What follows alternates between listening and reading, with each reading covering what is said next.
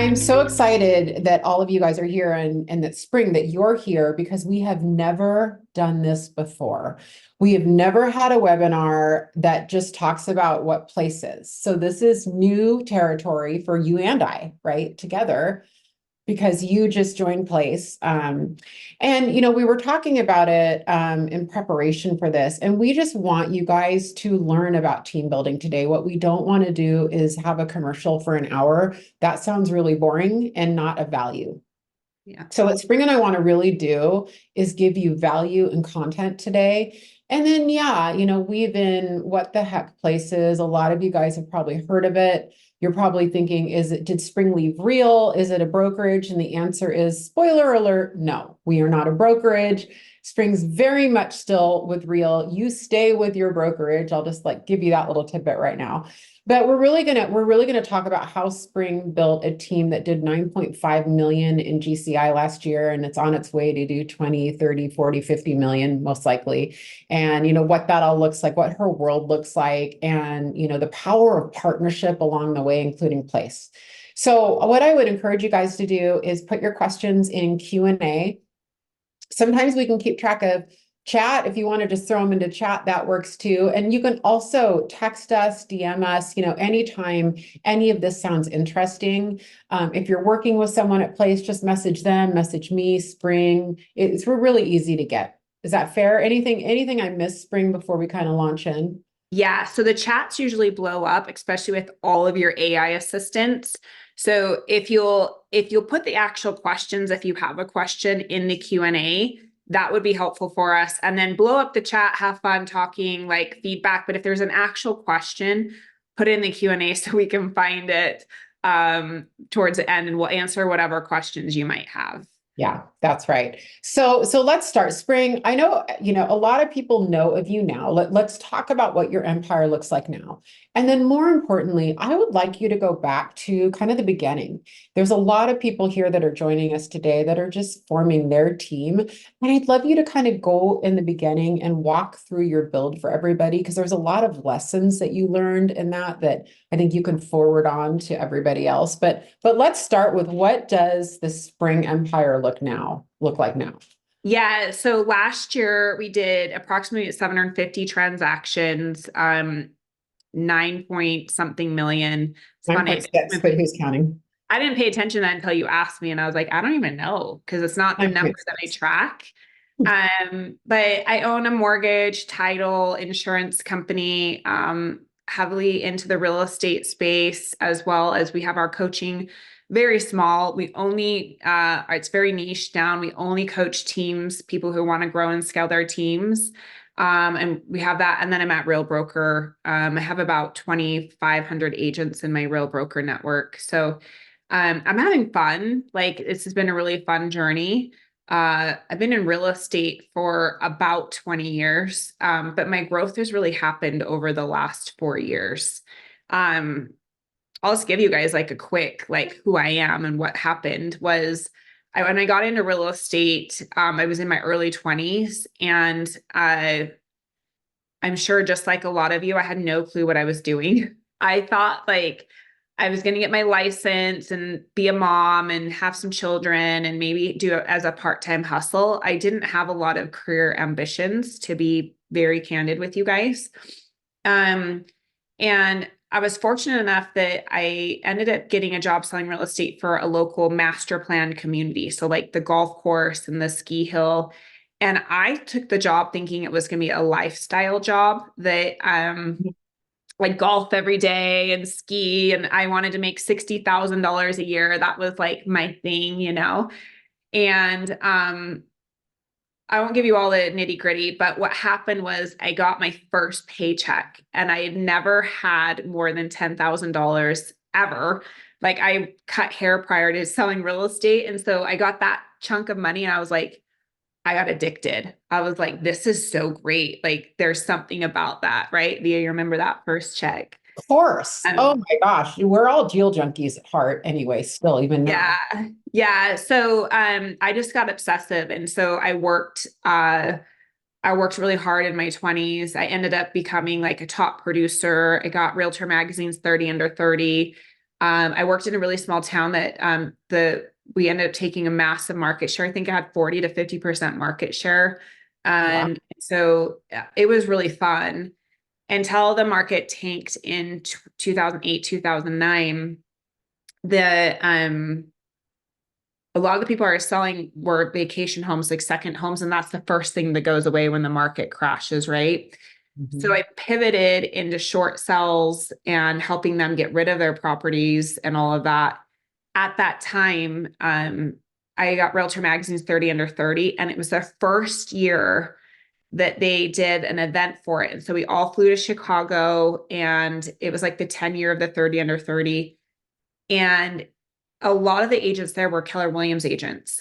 And Keller Williams in my market was like, wasn't a thing really, but it planted that seed. So fast forward, I got a call from a KW recruiter, and it was just the right timing, place. And I said yes to that call.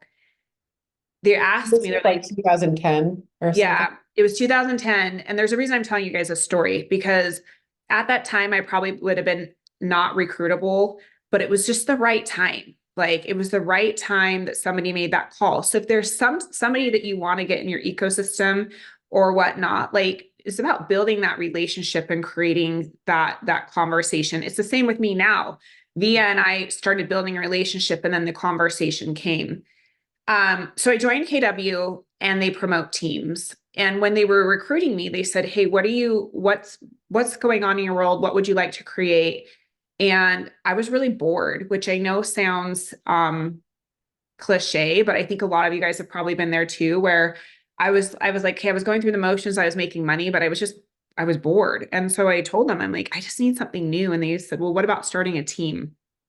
And so that is how the seed was planted of the team. And that is how I did it. It was so messy, Vija. Like, you guys, I was that typical person that I should have never started a team. Like, I had no leadership skills. I was just a great agent. And what ended up happening is I had a woman approach me. She wanted my business. She was a lender. And this was before Zillow was really a big thing. And she said, I will pay for your Zillow leads if you will trade my husband. And I was like, sure. He was like a used car salesman at the time. And that was my first team agent. Fast forward. I did not know that story. Yeah. Fast forward, I ran a really small Navy SEAL team at KW. We were always in the top 1, 2, 3 in the state. I wanted the model of like small elite. We had 3 or 4 of us, all high producers. And I did that for many years until they all walked out on me one day. And I was devastated. Like, not even that it was a financial thing. It was like the heart component of it. Like, I know you all drop in the chat if you've had that, where you're like, just put a yes, where you're like, oh my gosh, like somebody leaves and it hurts, you know? And so it was actually a really good thing for me, because it ended up, I rebuilt, I won't get into all the details, but then I was like, this is never going to happen to me, because every time one of them walked out the door, it was 40 transactions out the door every year. And I'm like, I've got to build a big enough team that somebody leaves, it doesn't destroy my business. And so I grew it to about 12 agents, and we operated about 12 agents for many years. And you guys, I would call that the messy middle, and where you're trying to make the decision if you're going to do a recruiting call or go on a listing appointment, right? And also that messy middle of all my finances were the exact same if I had 12 agents or if I had 50, because I needed to have operations. I still needed an office space and all the technology and just everything. And via one day, I remember this so vividly because I have a little girl. She's not little anymore. She's 15. I was driving down the road, and I was just burnt out. Drop in the chat if you've ever just been like so burnt out. Yes. And I was just like, I'm going to burn this down. Like, I'm going to burn down all of it. Like, I'm going to burn down my marriage, which I love my husband. I'm not, but this is where my head was, right? I'm going to burn down this team. I'm going to I'm just going to go back and sell houses just spring and not have all of this headache. And, this is the power of coaches, you guys. If you don't have a coach, get one. One of my coaches, I got on a call with him and I just told him, I'm like, I'm going to burn this down and just go sell 5 houses a month myself. And he said, I appreciate that, Spring, but let me ask you, like, if you do that, you're starting over. Do you really think like you're going to go sell homes the rest of your life by yourself? And I'm like, hell yeah, I am. Like, I don't want to do any of this. And he's like, come on, let's really think through this. So, um, he's like, can I challenge you that maybe you start really treating it like a business? And that was like a stab in the gut. Cause I think all of you guys in here would agree that we do have businesses. The problem is I had created a business that required me to work in it. And, that if I didn't work, it would fall apart. So I really had created myself a job that was painful. And so he's like, how about we start getting you some leverage? And how about you start knowing your numbers to treat it like a real business? Because to me, and I know I'm not the only one who did this. If I had a certain amount of money in the bank, I was good. Like, I didn't know what my percentages were or what the team, like if I had this like nesting in the bank, we were good, you know? And that pain is what created the enough pain that I was like, okay, I got to change this. So it's when I partnered with Justin. Many of you guys, if you know who I am, know Justin. I went and I structured a deal with him and I just said, hey, I don't really have the money to pay you, like to take on that liability of like providing for his family and my family. But what I can do is I can give you a draw. And if you're open to it, I'll pay you off a profit. So if I win, you win. And let's go grow this out together. And that's when our journey started. So 4 years ago, we were at 12 agents. We're up to 80 something now. And we went from 250 transactions to last year we did 750. And it's been a heck of a journey. It was never our intent to go to the amount of agents we have. What happened was we got 12 and then we were like, okay, well, we need to get to 30. We don't need to add any more admin. We don't need to add any more expenses. Let's get to 30 agents. So how do we do that? And then we got to 30 and then we're like, how do we get these people in production? Which Vija will talk about. Like, oh crap, we can't grow because now we got to get them all into production. So it went into like, what do we put in place to get them into production? And then once that was implemented, then it's like, okay, we can go to 30 to 50. And 50 was our max. And then what happened was the economy with interest rates and our market went down by 40%. If the market's down by 40%, write this down, you guys. This is for all of you on anything. Like there's only a certain amount of ways to get through that. If you cut 40% off your expenses, you increase productivity by 40%, or you bring on 40% more agents. And I didn't have 40% in expenses to cut. It would have been ignorant of me to think that my agents would go in and do 40% more work to make the same amount of money. Some would, but some wouldn't. And so the only way I was like, man, we've got all these livelihoods that count on us, is we got to go bring on more agents to increase productivity. And so that's what we did. And it saved us. Like that's how we've been able to, the last few years, be able to take market share and grow as we brought on agent count. So it's a really So long. there's so many lessons in there, Spring. And one of them is I remember, because you and I have been in relationship a couple of years now.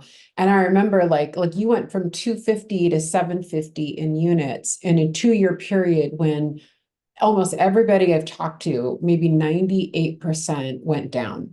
And most markets that I have exposure to went down 30 to 40% last year.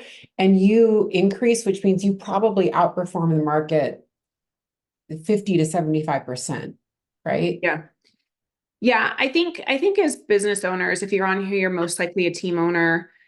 I think there's difference between perspective and perception. And what I mean by that is a lot of times we are too emotional about our businesses. We're not willing to make decisions because of the emotional, of the human component, or it's been a certain way. And I think if you could look at your business from a 30,000 foot view from here and being like, okay, the market's down by this, like, what do I need to cut? And you guys, it wasn't great. Like, I had to cut some employees. Like, we had this cutest front desk girl, like, she made my life amazing. But did I really need somebody at the front desk making my life amazing? No. So I had to cut that salary. There were a lot of fluffy items. Like, it's easy to get frothy with things when things are going great. Like, I had to go through line by line and each expense, and I'm doing that now, just so you guys know, of like, where is it that is nice but not necessary? I had to have some hard conversations with employees, like, hey, it's all hands on deck right now. Like, if the market's really going to go down, like, you might need to work a little bit harder to sustain our income levels where we're at. Like, it wasn't a good conversation to go to Justin, because again, I win, he wins. Well, if there's not any money coming in, he's not making the income he's wanting to make. So there were some hard conversations of like, how important is this income to you? Well, it's going to take a different version of Justin to show up. Like, you might not want to do 5 recruiting appointments a day, but that's your new reality if you need to make XYZ. And so I think if you can take out the emotional and strictly look at it as like a business, it starts making it easier to win. But the key components for us, Via, was bringing on more agents and getting them into production. Yeah, I love that. But I also think, just kind of going upstream from like when you kind of had your pivotal moment, like, I'm either going to burn it down to the ground. And by the way, get in chat right now. If you haven't had that moment, you haven't lived, you haven't had a real estate team, right? Where you just start doing the math and you're like, I am way more profitable if I just go sell 24, 36, 48 homes on my own and don't have a team. It's a pivotal moment. It's a crucial moment that every single one of you here that has a team has gone through, because it's just kind of part of it. But in that moment, Spring, what I think was interesting is that was the first time I heard where you kind of leaned on a partner. And in that case, it was a coach, right? Then the second thing I heard was you decided and you got the realization that, look, to have the Navy SEALs, you need a Navy. And so, I have to grow my team. If I want 30 producing agents, I probably need a team of 90. If I want 50 producing agents, I probably need a team of 150 or whatever that number is, right? And then I heard you say you got another partner, which is Justin. And so I'm kind of hearing that strategic partnerships started entering your growth trajectory at pivotal times. And I just think that's interesting to point out. Yeah. For me, I'm a really good partner. Like, I'm a really You are, good, I can attest to uh, that. well, what I mean by that though, is like, I know that I only have a certain capacity. I also know, I'm really good at certain things and terrible at other things. I also know, like, we'll use Justin for an example. Uh, my organization had the lid of the leader, which was me at the time. Like, my lid was 12 agents. I don't want anymore. I can't do anymore and do it all. So if we're going to grow, I needed to bring on a partner or a human to help take it to that next level of that could be their thing, right? And so for me, just out of very high transparency, I have a partner in everything I do. So I've got a partner in the mortgage company has a partner, like, and they created the mortgage entity. The title has a partner, like my JV is with Fidelity. The team has partners with Justin and Jace and now Place, right? I own a lot of commercial real estate. It all has partners in it with some of my agents. Everything I have has somebody in it that brings that extra component to it. Yeah, I love that. I think that I just wanted to highlight that because, Warren Buffett doesn't know anything on his own either. He has partners in everything. Same with Ben Kinney and Chris Suarez, our co-founders. Everything they have has partners. And I just think that's a good life lesson to all of us, right? That we go farther with other people than alone. Yeah. What do you think? Going back, Spring, I want to go back to that pivotal moment because I think so many people watching are in that moment where you're like, do I go on a listing appointment or do I go on a recruiting appointment? When you were in that time, so it was kind of in between talking to your coach and Justin, what were the biggest challenges in that messy middle that you were facing? I think a lot of us have the identity of a realtor. Like, I don't know if anybody in here thought, oh, I'm going to go create a team when you got into real estate. I coach a lot of teams, and usually it's like a really successful agent who gets successful, and then they bring on an assistant, and then they bring on a buyer's agent, and then there's more and more. And all of a sudden, you've got this world that was not what you probably intended, right? Mhm. And my identity was I was still a realtor. So I'd have my realtor hat on, and I think like, well, I wouldn't want to pay a XYZ split. So why would they want to pay it? Um, or I would look at things from a realtor perspective, just in general, not necessarily the business owner. And when you can I always say, like, you're going to have to take off the realtor hat and put the business owner hat to get out of that messy middle. And some of that is, again, knowing your numbers. Like, I had when I started using Sisu was like a game changer for me because it had on the back end, you put all your leads in there and it would show you your ROI per lead source. And I was like, I was paying for a lot of shiny objects or lead sources that didn't have any conversion, right? Like, it was just, I went to a conference and everybody told me to sign up for XYZ, and I signed up and then nothing converted. And I know I'm not the only one who has done that, You're right? not the only one. So going from that messy middle was like taking off the realtor hat and being like, I have to learn how to be a business owner. So a business owner knows their numbers. A business owner sets a budget and says, I want to make this amount of money. Then I only have this much to spend on these things, and I can't go above that. Right. And it also is like, wow, if we need to have a profit, my agents need to make XYZ in a split. What am I going to provide for that? And so it took me getting more purposeful of what splits do my agents need to be on? What's my value proposition? I need to know my numbers, hold true to them. And then the last component, and I think this is for all of you on here, you have to constantly be recruiting.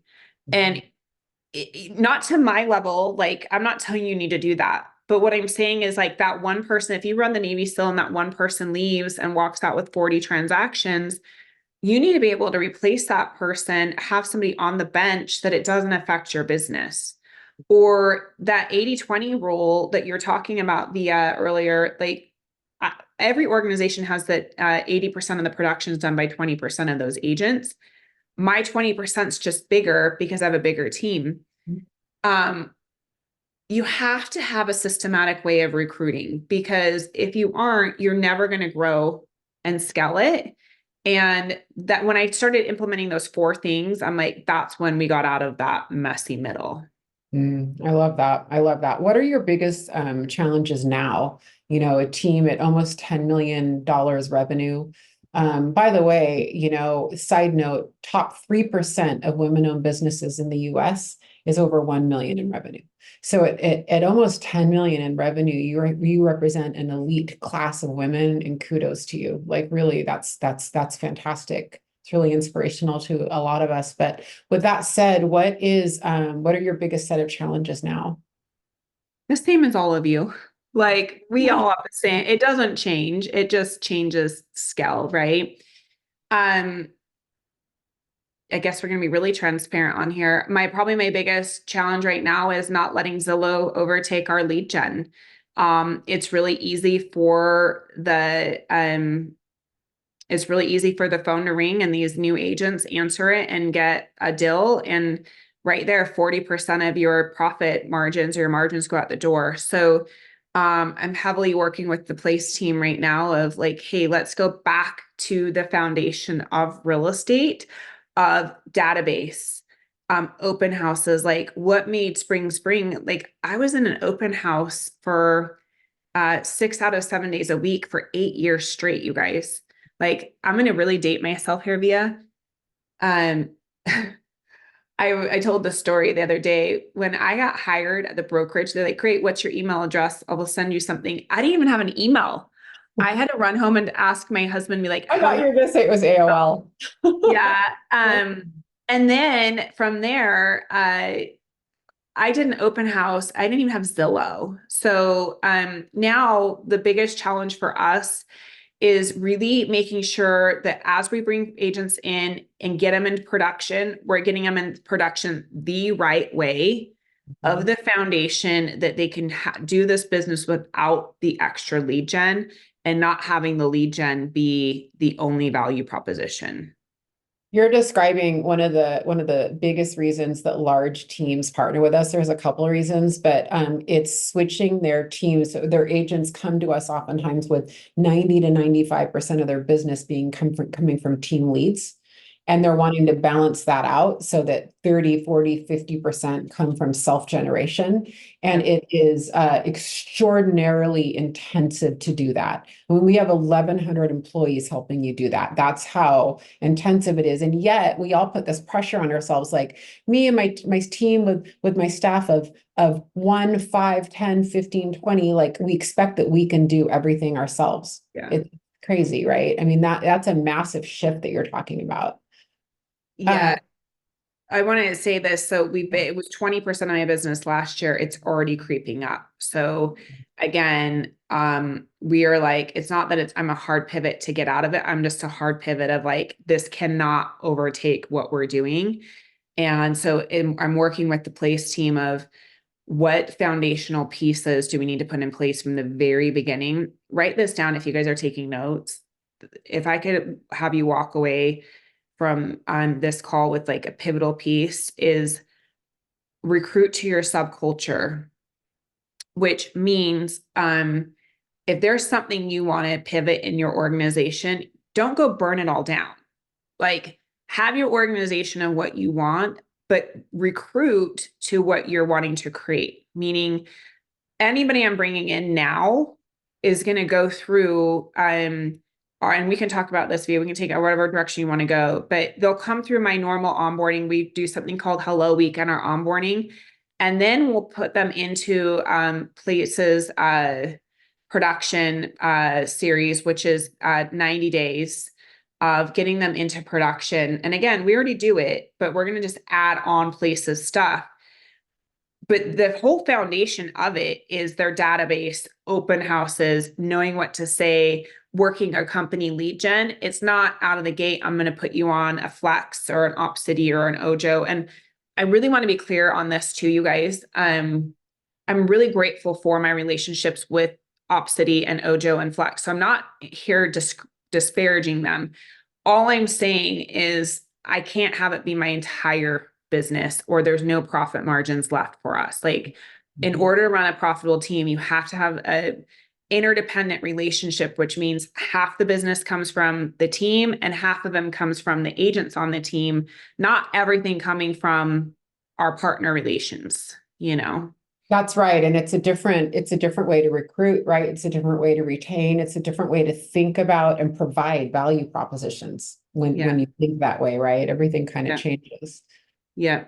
Before we kind of go into some of that, Spring, what's next for you? I'm curious, like what your goal is for this year and what maybe your future vision is of your empire. Yeah. So, right or wrong, we've grown really, really fast and it feels, and I would tell you, like we hands down probably have one of the best organizations in the industry. So I'm not saying it's not great. And it feels a little messy behind the scenes. So this year for me, 1,000 transactions in Utah. So not crazy growth, just enough. Like we should be able to do 1,000 transactions. It's really about the foundation getting really buttoned up for me this year. So going back in and getting our CRM extremely dialed and the agents working in them, their SOIs, back to the foundation of open house, keeping our profit margins. You guys, I'm not in a business that I don't want to make money. Like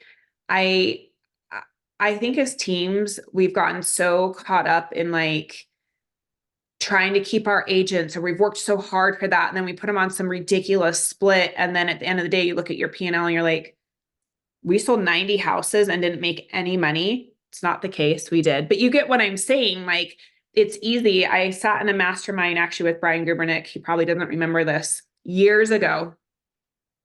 And I was like, I had to get up and present my business to him. At the time, it was a metrics. And I had this crazy split structure I was going to enroll to all my agents. And he looked at me and he goes, that sounds very complicated to keep track of, which he was right.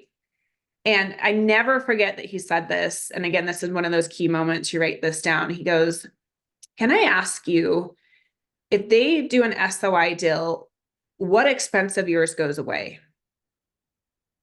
And I'm like, well, the cost of the lead. And he goes, how much does that lead maybe cost you? And I'm like, let's say it was a Zillow I paid for back in the day. So anywhere from Google PC to $16 to $300, let's just say, right? He's like, so you still have your office and your admin and your transaction manager and your marketing, all these things, but the only cost was that cost of lead, and that you're going to give them 20% more, 30% more. Like, it was an aha that even though it's their SOI, I still have all these expenses I have to pay for.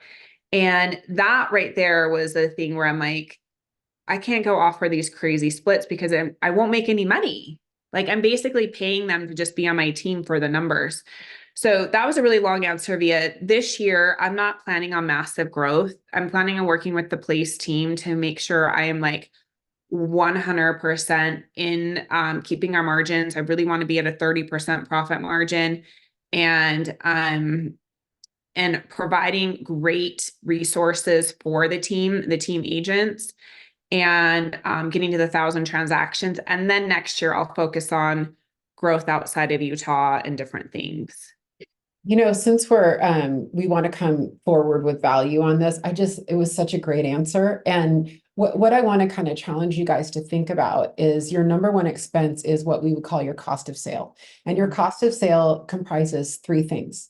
It's any money you pay your agents for their split, a referral fee, or anything you pay your brokerages, right?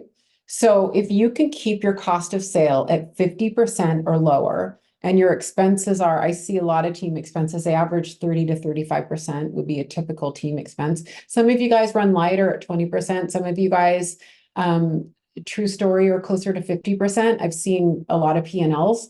So if you keep it at, say, 30% average, that's 80%, right? Cost of sales 50%. Your expenses are 30%. What's left over for profit? 20%. Okay, like that. There you go. Now, let's say you're giving 70-30 splits or 65-35 splits, or you have a lot of referral fees. Maybe it's HomeLight, maybe it's Zillow Flex, maybe it's Dave Ramsey. I love them all, but whatever it is. So let's say those are 25%. Then you're giving a split. So let's say your average cost of sales 65%. If we add 30% expenses, what's left? 5%. It's break even. It's break even. And a lot of you guys, how you're paying yourself is you're putting all your personal production into the team, and then you're pulling out a salary, which is great. It's just you're probably not making a lot of money right now. And that's what makes you want to throw in the towel. And we get it. Spring and I have both been there. Heck, every team at Place has been there. Heck, Ben Kinney and Chris Suarez, our founders, have been there. Like, it's a natural point to be at, but you have got to get through that point. That's the messy middle that we keep talking about. Yeah. So Janet, I'm happy to share my org chart. I actually run a very lean organization. So there's myself. Justin runs Davis County. I have a Salt Lake City office that Jace runs. Operation wise, I have Sarah that runs ops, and then Alyssa, who runs the transaction side. And then from that, everything is VAs. So this is how I've been able to keep my margins higher is I think at this point we have 8 to 12 VAs. Don't quote me. I know I at least have 8, but they do all of our transaction management, all of our listings, all of that. And so it's been how we've been able to not go in and create all these salaries to help people. I also run my organization right or wrong. It's been really good for me. And also sometimes I'm like, ooh, is a lot of my leadership is paid off profits. So if I win, they win. If I lose, they lose. Right. And so, it's created that like they're in it and they're excited. And then there's also been times that I've been like, oh, dang, I have a little bit of they're not really going to make any money. And then there's other times I'm like, holy crap, they made what? Like, this is insane. And so it all evens out. And so, again, I'm not telling you that's how you do it. It's just how I chose to truly have real partners. Like, we're in it. We're in it together. And it's the same with my place partnership. I know in the chat there was a question like, and we can get to some of these questions for you guys, but place is a true partnership. Like, so again, I probably, part of the reason we're doing this is I probably had no exaggeration, like 100+ DMs of curiosity or not understanding. I even got one today and they're like, you left real. Like, are you asking me that because the place? And they're like, yeah, I went to their Instagram and it says they're a brokerage. And I'm like, they're not a brokerage. But I get it. So, I'll tell you why I chose to do it. And then Via, I know you have direction or whatever on this call, but you guys, so the way that place works, and Via can get into the logistics of it, but it's truly a partnership. It's a partnership that you partner with place and they come in as your partner to help you grow. And I felt like for me, very authentic here, that could I do it? Yes. Could I get it past very much further past than where I'm at? Probably not. Like, I don't believe that me, myself, and Justin and Jace, I feel like we were at our lid of where we were going to go unless we brought in the right relationships to help us go to that next level. And I felt like place was that. I wanted to have a partnership of people who have gone where I wanted to go, that have the wealth that I want to have, that have created the business and the relationships that I wanted. So from the selfish component of Spring, of wanting to grow, I was like, I'm going to go bring in partners that can elevate who I am as a human and elevate the Utah life as a company. The part that comes into play for my agents is the partnership now with Place elevates them 10x. If you guys follow me on social media, oh my heavens, my agents are walking Place billboards. They think that this is the best thing because it is the best thing that's ever happened to them because they get Utah life and everything we've had, and now Place is an extra on top of it of, as Via said, they have 1,100 employees, right? So they have a 60-person marketing team. So my team's marketing is going through the roof of elevation.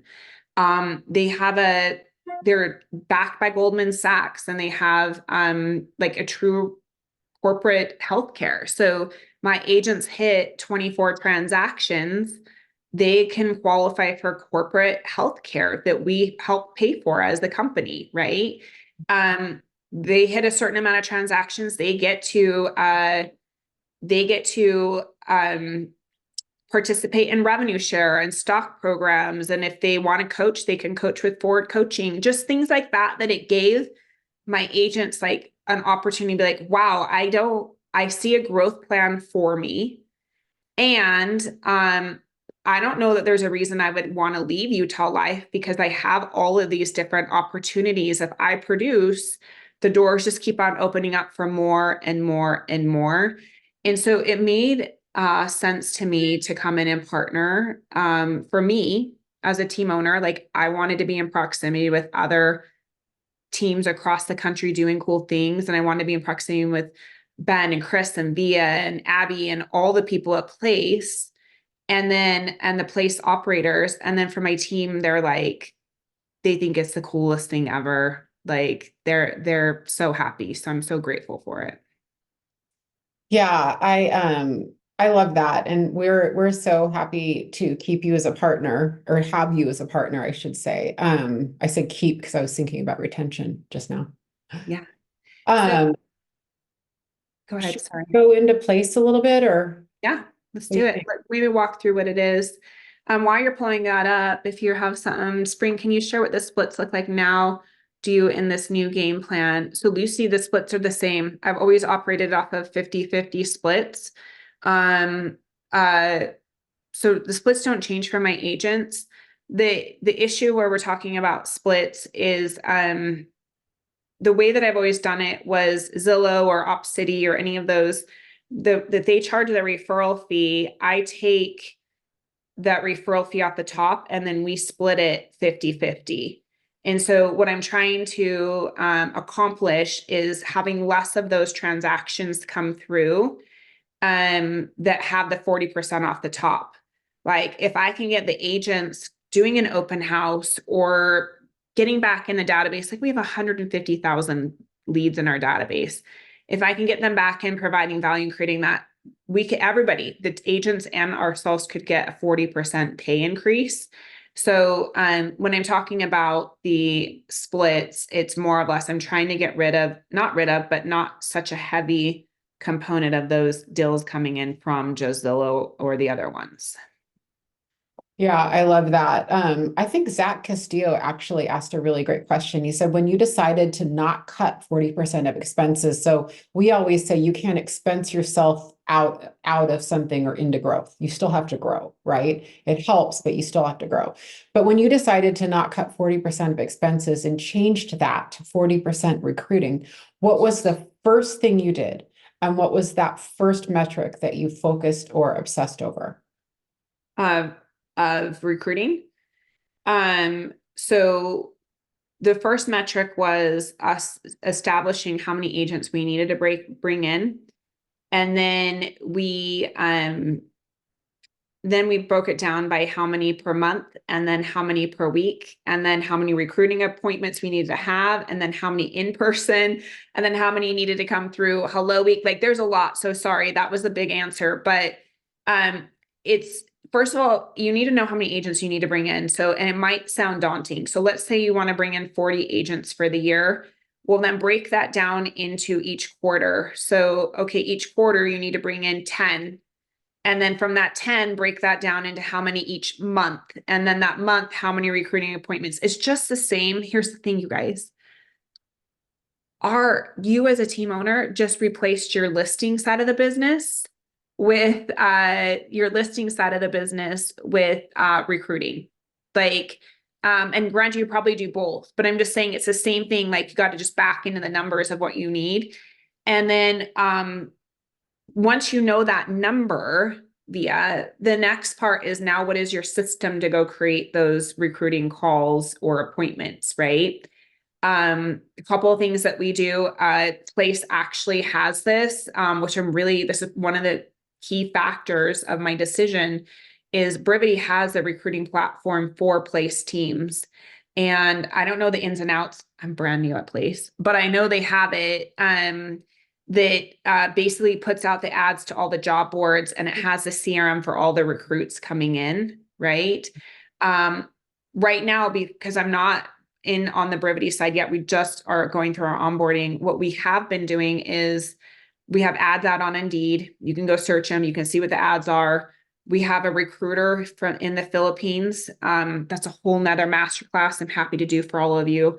But we trained her for 90 days straight, listened on every call, every objection she was slacking in. And this was 4 years ago. And she schedules us 2 to 5 recruiting appointments a day. And then we're in on recruiting appointments. And quite frankly, we only invite maybe 20% to come through our what we call Hello Week, so our team audition process. And from that 20% of those, we only have about 70% make it through that first week. So it's knowing kind of your numbers and having the system in place. And like we just bring in a lot of people and only hire a very small percentage of them because we know that a big chunk of the people are not going to be the right fit for the team. So Well, I love that. And your answer is actually kind of good timing with the screen share that I have up because when we talk about place and we talk about any real estate teams. In fact, some of you who have seen me teach, I sometimes use this slide when I'm teaching about how to form a team because what you're seeing is the five major systems of a real estate team. That's what this is, right? Recruiting and retention is a massively important system, but you notice I say system and process. Recruiting is not an event, it's a process. And so what Spring's describing and really what we do at Place is we weave that into the cadence of your day, week, month, quarter, year. So instead of saying, I like what Spring said, it's how I talk. Instead of saying, okay, we're going to bring 25 new people on our team this year. How I like to think and how we like to think at Place is so that's a cadence of 2 a month. Let's back into that. What does that look like? What do you need to do? How does that work? Brevity Recruiter, coming from someone, I've been in the professional recruiting space since 2018, and I've recruited at a really large scale. Brevity Recruiter is the best recruiting software I've ever used. All of those Indeed ads you're talking about, LinkedIn ads, they can all be pushed through Brevity Recruiter. We have 6 personas that we can recruit to, that we have ads and different templates for. It's very, very robust. So it's really easy to kind of set metrics and to toggle your boosting, right? To kind of hit that right number so that you're getting the right leads in on that. But I want to start Spring actually above that, where it says agent productivity, because I don't think we talk that way. I don't think that's like in a typical conversation. You and I were talking about this earlier. Agent productivity is not only the single most important thing on your team, it is the reason to have a team. Yeah. Like, Yeah. yeah, If your agents aren't selling homes, then, like you're not making any money. Like yeah, it's a waste of all of your time, yeah. right? It's the number one thing we coach teams to. Like, I don't know how to get my agent in production. And it's like if they're not in production, they're just a bunch of humans sitting in Yeah. your office. It's a waste of everybody's time. So that's probably the number one thing, That's you know. why it's on top, and what's interesting about it is a lot of you are probably thinking, well, my problem is I'm going on listing, appointments and I don't have time to recruit. In actuality, if you look at agent productivity, it's probably 5 or 6 subsystems under that because it's everything that it entails to get your agents producing. So onboarding, launch, getting them into production, keeping them there. What's your accountability? What's your coaching? Right? What are your lead sources? What's your lead conversion? How are you measuring that? Or do you do power up every day? Are you virtual? Are you in person? All of that stuff that factors into your agent selling homes. And the reason I know we all struggle with this is that if we didn't, every team in America would have, each agent selling 4 homes a month. And we don't have that. So this is the number one problem. And so what happens is sometimes we can get good at recruiting. Tell me if you guys relate to this in chat. We get good at recruiting, we get on a rhythm, we're even balancing it maybe with listings. What really tricks us up is agent launch and keeping it going, keeping your agents engaged, busy, trained, and then you've got a new batch of agents coming in. Some people are graduating, some people are just coming in. It's what breaks teams. That is typically what kicks us back is that lack of a robust launch and a robust system, right, to get them into productivity. But then we have to have, we have agent productivity, we have recruiting and retention system Spring, but then we have to have ops. We have to have legal, financial, we have to have listings taken, buyers taken, all of that stuff. Yeah. Yeah. I would say that's a big one for us because again, we run a really great organization and there's just the next level. Like I was on with Connor today, who is a gentleman that helps with operations and getting you going at Place. And even just like the conversation and like looking at, okay, here's our 90-day plan, or here's our year plan as well, is having that collaboration of, and then being like, here's what works for other teams. He pulled up another Place teams. He's like, here's what I built for their onboarding and their launch. And I was like, holy crap, that is next level, right? But that's when you have, it's kind of the operation of scale of like when you have a team of 1,100 employees that have their division to help you take that operations or productivity and that's all they do, they become world class and the best at it, right? I was thinking about this. So somebody asked, like, why place? Why would you partner? What is it? It's a partnership. The way I would probably articulate it is it'd be like if I take out place, it said, hey, Via, let's partner. And it was all of my stuff. Well, this is me going to place and saying, hey, I have this world that I feel like there's a next level for that. If I feel like if I could add you as my partner of your coaching and some of your operation systems and your technology with recruiting and retention and your 60-person marketing team, I think I could take me Spring and the Utah Life adding 1,000 transactions. And I think that all of your stuff could probably get us to 1,500. Mm-hmm. And you could help me do that because you have a finance team and an HR team, and that my staff can have like my transaction manager and my ops get healthcare and a stock program, like, and when I say stock program, benefit program, right? And maybe you can also help me with retention that we can create a growth plan. This was a big part that for me, because I was getting agents doing 30, 40 transactions and they're like, what's next? And I'm like, I can't go open up 1 billion offices to give you what's next. But now I can be like, well, hey, if you hit here, this is your next level. Right. Mm-hmm. And operations wise, like Sarah's phenomenal. You've all probably have met her. She's great, but it's just Sarah. So like, hey, place, could you work with Sarah and we can put together some initiatives, and the Brevity team can help get my CRM dialed, and we can categorize and get everybody on alerts. It's just those things of like, could this partnership help me go to that next level and get me out of, because I'm not in the messy middle, but I'm kind of in the messy middle of that next step. I think we're all in that messy middle. Well, I love that. And, it's interesting because when you talk about Sarah and our director of operations, that a whole world opens up to them. Our operations community is incredible. They have their own group. They meet weekly. Same with director of sales. And so everybody's getting the right support. You're getting the support you need, right? So your key people are really integrated, right, in our ecosystem that way. Bottom line is what we're looking in front of us is the 5 major systems though to run a team Spring, and the best description I have of what place is and what we do is we show up in 3 ways. You mentioned a lot of them yourself, but we don't take over your marketing for you, but we certainly take over your graphic design for you.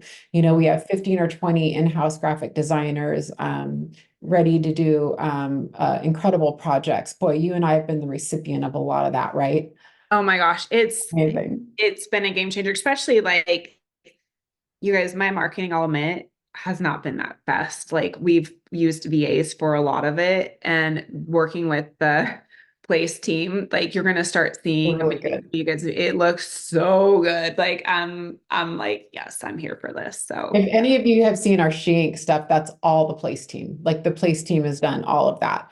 So, there's certainly some things we do for you. A lot of you guys need help in placing and getting a new director of operations. We're literally like an employment agency. We will place some for you. But really what place is Spring, which is why it is hard to describe. Like there's no question it's hard to describe, is to your point, we become like a board of directors. And what we do is we diagnose, and then we work very closely shepherding you through these series of playbooks, removing obstacles, 1,100 people backing you up and firing on all cylinders to be, make your company of as big as it is, 100 people that just became 1,100 overnight, right? So everything that you want to execute and implement is accelerated with us. And it's funny you should say 750 to 1,500, because I view us as an accelerator, kind of like squirting that lighter fluid on when you're in the barbecue and you like squirt the lighter fluid and the flame bursts up like that.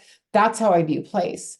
And the reason speed matters is when you want to grow an empire, the faster you can get through that middle and get into what I call that J curve or that hockey stick of growth, which is what you described in 4 years.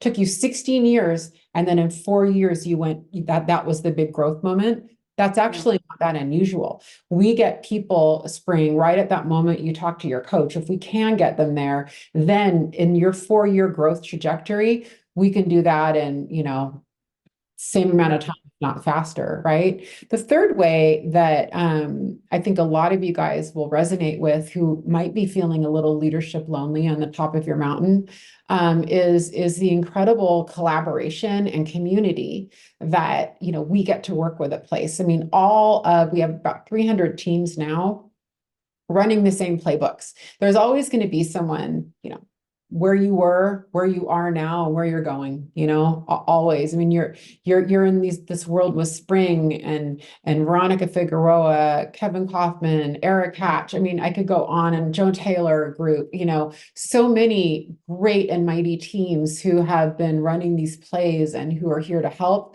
And then you get the opportunity, which I think is cool, to, eventually mentor teams that are going to come in smaller than you and that are going to be, wanting to be where you are. So Yeah. I that's want to really hit on a this. brief explanation.